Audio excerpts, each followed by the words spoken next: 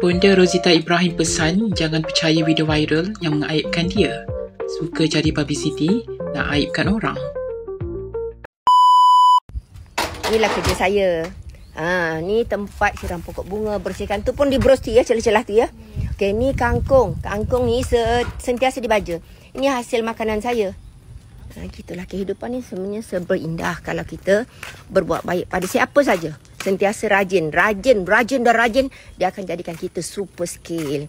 Ni kat sini saya tanamkan lada hitam. Ini semua akan jadi garden herb saya.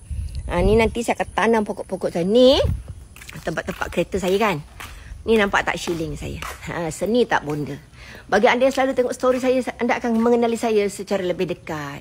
Jangan nampak viral. Sebab viral tu dia orang potong-potong je video tu. Nak mengaibkan saya. Aku tak buat dosa besar pun.